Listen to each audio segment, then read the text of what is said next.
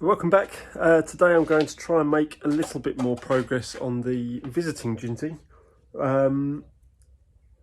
My intention is to try and get the boiler off so that when I'm at the club next I can possibly have a go at soldering. We'll see how well it comes off. There's always a chance I might be able to get it off leaving the tanks in place. If not, then I'll start taking them off as well.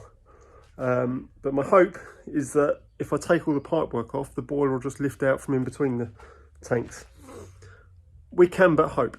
So let's take a look. So I've slid the handrails up. They're not in the way. Yes, the tanks are here, but there is space in between. It should lift up. It just depends on whether there's any fixing points holding the boiler down in there. So I'm going to disconnect all of the pipes. So that would be this pipe from the hand pump feed. It would be the injector steam pipe, the whistle pipe, and the clacks at the front. Everything in the boiler, in the smoke box, has already been disconnected. So I'll disconnect that lot and see if it'll come off. As you can see, it's off. It did come out, leaving the tanks in place, although I had forgotten that the blowdown valve had to come out, which then led to the floor being covered in water because it was still full of water. Which I'd forgotten about. So I didn't, however, manage to get it off the smoke box. So that is my next challenge, and to take the cladding off. I took the boiler, the dome cover off. So I've just got a couple of boiler bands to remove. Then I can take the cladding off as well, and then we're getting close to it. So we've got the cladding off and the lagging.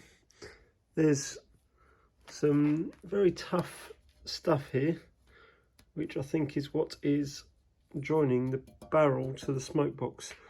So it's going to take a bit of grief to get that off, but we will get it off, not to worry. And then we can have a look at soldering. Just out of interest, it's a untidy boiler, but it does the job. It's obviously passed tests. It will get pumped up again.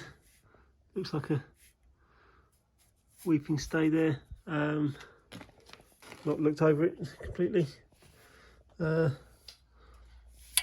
Potentially 2 or 3 weeping this side as well.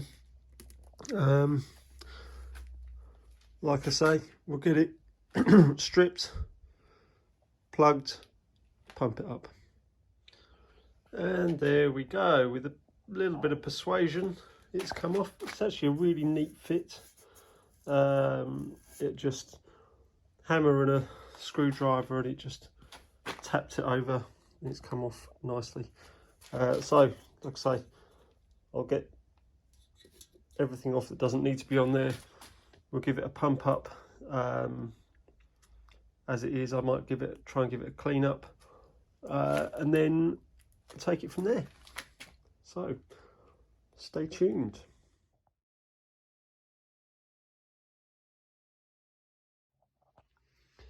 So I've ordered some of these. That was a different set. I've ordered some of these wire wheels in different sizes and shapes. Also, they go in a drill. I also ordered this one that goes in a angle grinder. I have got one somewhere that's got sort of spiraled bunches of wire, which is quite aggressive. I wouldn't want to touch a boiler with that, really. But that shouldn't be too bad if you're careful. But I've been playing around with these ones first. And as you can see, I've got one side cleaned up. Compare that to the other side, which was the side I had been playing with the Dremel, but I'll do some of the barrel as well, and then see, that's the one I was using, and then I'll show you this, and then I'll do a bit more and then show you again. There you go, very little effort, and then you can easily see where I've been going over and where I haven't. I'll get the rest of it all polished up and around the back head, do as much as I can on the tube plate, and then I will stick it in the acid that's in that little blue bottle over there, put it in the acid overnight, take a look at it tomorrow and see where we're at. So I've had a good go at the tube plate so far. It needs more work, but I'm going to pickle it first. I have had a bit of a go inside the firebox, not easy to see, and it doesn't look like I've touched it much, but I've had a go. There is a torch here.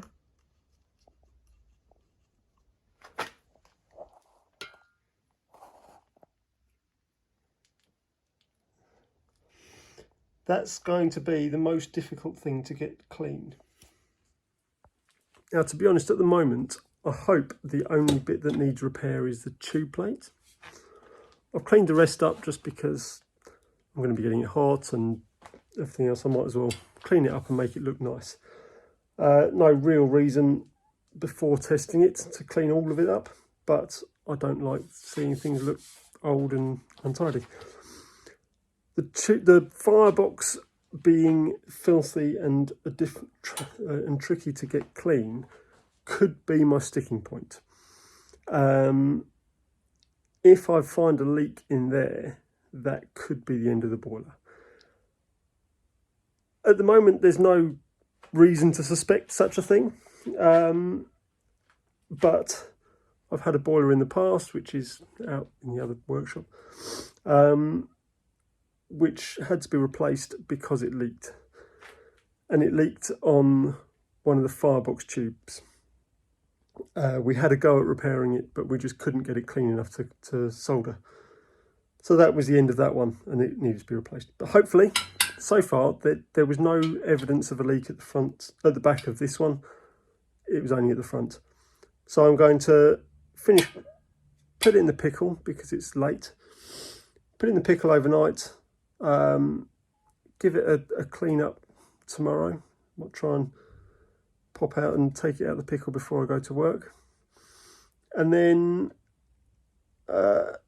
yeah, we'll see how it goes from there. Hopefully that will be cleaned up enough. I'll start sorting some plugs out, and then I can look at pumping it up and find out where the leaks are. So that's where we are. Hope you've enjoyed so far.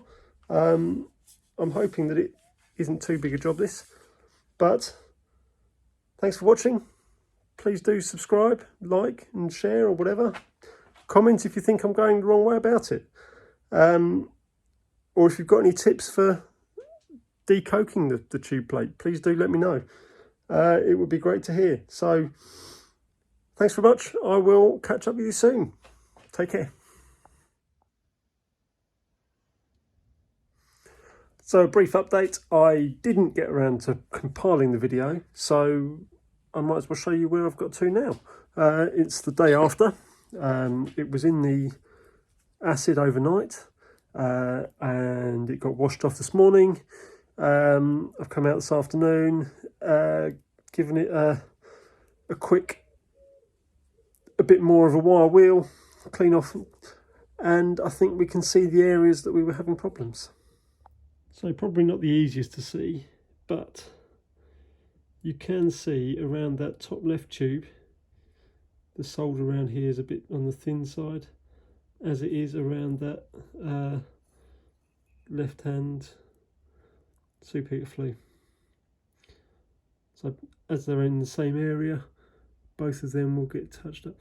But I just need to make sure that that is not soft solder around the tube, because if it is, the best I can do is a soft solder repair. It's frustrating to me because everywhere else on that tube plate there is loads of solder, but those two tubes just over this side, whether they'd run out of solder or what, I'm not quite sure, but that is the only area that I would be suspect of at the moment. We're not going to know for sure until I get some pressure in it. We will get some plugs made, plug it up and test it before we think about soldering. But yeah, the hardest part is going to be getting it clean. I will keep persevering, keep trying to get it even cleaner. I'm not sure that made sense. I will keep persevering, trying to make it as clean as possible, because that is the only way I'll get the solder to stick. So there's probably not a great deal more to show until I get to testing it. So I will be back another day. Nice to see you. Please keep watching, keep subscribing, and I will see you again soon.